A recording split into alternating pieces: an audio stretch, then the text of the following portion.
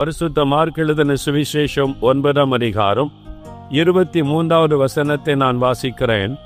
இயேசு அவனை நோக்கி, நீ விசுவாசிக்க கூடுமானால் ஆகும், விசுவாசிக்கிறவனுக்கு எல்லாம் கூடும் என்றார்.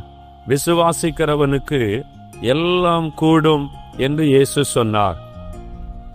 இயேசு கிறிஸ்துவனிடத்திலே ஒரு மனிதன் வருகிறான். அவனுடைய மகன் அசுத்த ஆவியினால் பாதிக்கப்பட்டு அந்த அசுத்த ஆவி அவனை கொல்லும்படி போராடுகிறது. தன் மகனை காப்பாற்ற பல இடத்திலே முயற்சி பண்ணி இருப்பான். ஆனால் அவனுக்கு மகனுக்கு ஒரு விடுதலை சுகம் கிடைக்கவில்லை. இயேசு கிறிஸ்துவை குறித்து கேள்விப்பட்டு இயேசுவை தேடி அவன் வருகிறான். அவனுடைய சீஷர்களைத்தான் முதலாவது சந்திக்கிறான். இயேசுவின் சீஷர்களால் அந்த பிசாசை துரத்த முடியவில்லை.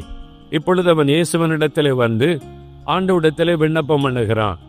ஆண்டவரே, என் மகன் இப்படி கஷ்டப்படுகிறான், இந்த அசுத்த ஆவி அவனை கொல்லும்படி போராடுகிறது. நீர் ஏதாவது செய்யக்கூடுமானால் எங்கள் மேல் மனதை இறங்கி எங்களுக்கு உதவி செய்யும். முதலாவது அவன் இயேசுவை குறித்து கேள்விப்பட்டான். இயேசுவனிடத்தில் வந்தான். இயேசுவனிடத்திலே ஒரு ஜெபம் பண்ணுகிறான். நீர் ஏதாவது செய்யக்கூடுமானால் எங்கள் மேல் மனதை இறங்கி எங்களுக்கு உதவி செய்யும். அதுதான் அவனுடைய ஜெபம். ஒரு சரியான ஒரு ஜெபமாக தெரிகிறது. அவன் இயேசுவை நோக்கி பண்ணின ஒரு ஜெபம். அந்த சமயத்துல இயேசு அவனை பார்த்து சொல்லுகிறார், நீ விசுவாசிக்க கூடுமானால் ஆகும், விசுவாசிக்கிறவனுக்கு எல்லாம் கூடும். ஆண்டவர் சொல்லுகிறார். அவனுடைய ஜெபத்துக்கு இயேசு என்ன பதில் கொடுக்கிறார் பாருங்க. நீ விசுவாசிக்க கூடுமானால் ஆகும்.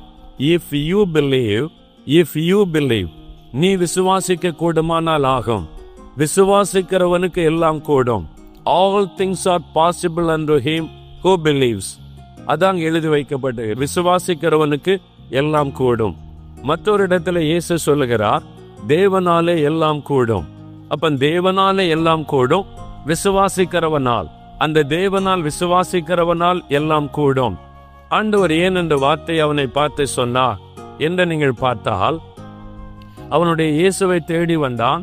ஜெபத்தை பார்த்தால் இயேசுவின் மேல ரொம்ப அன்போடு விசுவாசத்தோடு ஜெபிக்கிறதை போல தெரிகிறது. ஆனா உண்மையில் அவனுடைய ஜெபத்திலே ஒரு முழுமையான விசுவாசம் இல்லை. நீங்கள் கவனமாக இந்த பகுதியை வாசித்தால், அவன் ஜெபம் பண்ணின விதத்தை நீங்கள் பார்த்தால் சந்தேகத்தோடு கூடிய ஒரு ஜெபம். அவன் முழுமையான விசுவாசத்தோடு ஜெபிக்கவில்லை. சந்தேகத்தோடு கூடிய ஒரு விசுவாசம் அவனுக்குள்ளே காணப்பட்டாரு.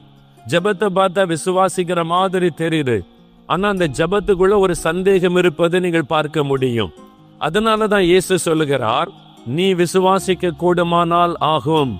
நீ விசுவாசிக்காதபடி அற்புதத்தை பார்க்க முடியாது என்பதாக இயேசு சொல்லுகிறார்.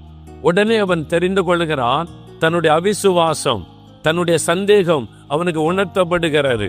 அடுத்த வசனத்துல சொல்லுகிறான், ஆண்டவரே, என் அவிசுவாசம் நீங்கும்படி எனக்கு உதவி செய்யும் என்று கண்ணீரோடே வேண்டிக் கொண்டான் என்று வேத வசனம் சொல்லுகிறாரு. பாத்தீங்களா? அவனுடைய சந்தேகம், அவிசுவாசம், அந்த சந்தேகத்தோடு கூடிய விசுவாசம் ஒரு முழுமையான விசுவாசம் இல்லை. அதனால ஆண்டவர் அற்புதம் செய்ய முடியாது என்பதை போல பேசுகிறார். அந்த சந்தேகம் என்கிற பாவத்தை அவன் உணர்கிறான்.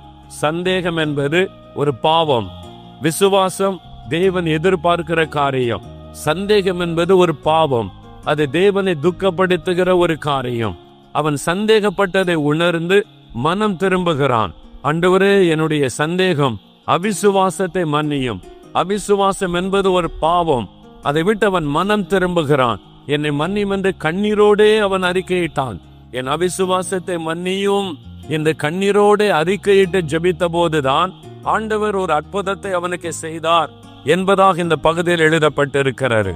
அதனால சிலர் ஜெபம் பண்ணும்போது சந்தேகத்தோடு கூடிய விசுவாசத்தோடு ஜெபிப்பார்கள். இங்க வந்தவங்க கூட, எதுக்கு வந்திருக்கிறீங்க? எல்லாரும் சொன்னாங்க திறப்பின் வாசல் ஜெபத்துக்கு போன சுகமாயிருன்னு சொல்லி. சரி, விசுவாசிக்கிறீங்களா? சரி, ஆண்டவர் அற்புதம் செய்வான்னு தானே வந்திருக்கிறேன். சரி, என்ன நடக்குது பார்க்கலாம். அதாவது முழுமையான விசுவாசம் இல்லை. என்ன ஏதாவது நடக்குதா பார்ப்போம், எனக்கு ஏதாவது நடக்குதா பார்க்கலாம், ஆண்டவர் என் மேல இறங்கி ஏதாவது செய்வாரா பார்க்கலாம், ஏதாவது நடந்தா நான் விசுவாசிக்கிறேன், ஏதாவது அற்புதம் நடந்தா நான் இயேசுவை நம்புறேன், அப்படி சொல்றவங்க எல்லாம் இருப்பாங்க. ஆனா ஆண்டவர் அவங்களுக்கு அற்புதம் செய்ய முடியாது. முழுமையான ஒரு விசுவாசம், ஒரு முழுமையான சந்தேகமில்லாத விசுவாசம். அதான் வேதம் சொல்லுகிறது பாருங்க. மார்க் 11ஆம் அதிகாரம் 23ஆம் வசனத்தை வாசிக்கும் போது இயேசு சொல்லுகிறார், இருதயத்திலே சந்தேகப்படாமல் விசுவாசிக்க வேண்டும். இருதயத்திலே சந்தேகப்படாமல் விசுவாசிக்க வேண்டும். ஒரு சின்ன சந்தேகம் கூட இருக்கக்கூடாது. ஆண்டவரை தேடி வரும்போது ஒரு சின்ன சந்தேகம் கூட இல்லாதபடி முழு இருதயத்திலே சந்தேகப்படாமல் விசுவாசிக்க வேண்டும் என்று வேதம் சொல்லுகிறார். இதுல தான் நிறைய பேர் சொல்லுவாங்க, எனக்கு தான் விசுவாசமே வரமாட்டேங்குது, எனக்கு தான் விசுவாசமே இல்லை, அதனாலதான் பெற்றுக்கொள்ள முடியல. அவங்களுக்கு அற்புதம் நடக்குது, இவங்களுக்கு அற்புதம் நடக்குது, இவங்கெல்லாம் சாட்சி சொல்றாங்க, எனக்கு மாத்திரம் இந்த விசுவாசமே வரமாட்டேங்குது. இது சிலருடைய பிரச்சனை. நான் என்ன செய்யறது, எனக்கு விசுவாசம் இல்லை என்று சொல்லுவார்கள். நல்ல கவனிங்க, உங்களுக்குள்ள விசுவாசம் இருக்குது. இங்க இருக்கிற எல்லாருக்குள்ளுமே விசுவாசம் இருக்கிறாரு.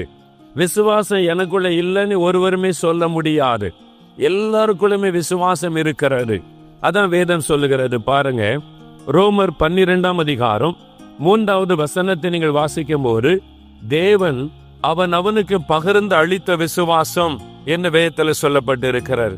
எல்லா மனிதருக்குள்ளேயுமே ஆண்டவர் விசுவாசத்தை வைத்திருக்கிறார்.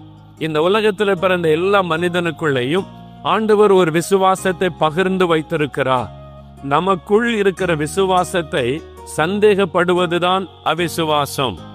நமக்குள் இருக்கிற விசுவாசத்தை சந்தேகப்படுவதுதான் அவிசுவாசம். உங்களுக்குள்ள ஆண்டவர் ஒரு விசுவாசத்தை வைத்திருக்கிறார், அதை சந்தேகப்படுவதுதான் அவிசுவாசம்.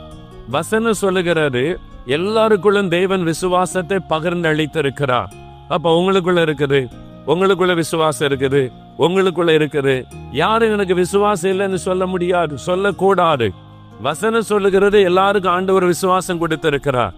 அப்ப இப்ப சொல்லுங்க, உங்களுக்குள்ள விசுவாசம் இருக்குதா இல்லையா? ஆண்டவர் உங்களுக்குள்ள வச்சிருக்கிறாரா இல்லையா? எனக்குள்ள ஒரு விசுவாசத்தை ஆண்டவர் வைத்திருக்கிறார் அப்படின்னு சொல்றவங்க ஒரு அல்லேலூயா சொல்லுங்க.